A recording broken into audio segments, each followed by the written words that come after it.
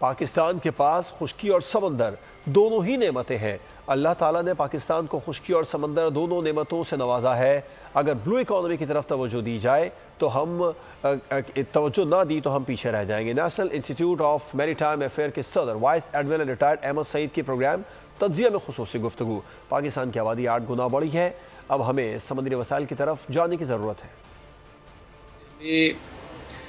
خشکی اور سمندر دونوں چیزوں سے ہمیں نوازا ہے، تو یہ جیسے ہماری اکانومی کی 2 لیگز ہیں، اور اگر آپ ایک لیگ پہ ہی بھاگتے رہیں گے تو آج کل کے دور میں آپ کی ظاہر ہے آپ پیچھے رہ جائیں گے۔ جو سمندر سے ریلیٹڈ اکانومی ہے اس کے پر ہمارا کوئی توجہ نہیں رہی، اور ہماری پالیسیز بھی اسی طریقے سے مین لینڈ کی طرف ہی رہی۔ پاکستان کی آبادی جو ہے 8 گنا بڑھی ہے، تو اس حوالے سے ابھی ہمیں جو سمندری وسائل ہیں اس طرف جانے کی بہت ضرورت ہے، اور اس کے علاوہ ہماری تقریباً 50,000 کلومیٹر کا ایکسٹینڈڈ کانٹیننٹل شیلف ہے۔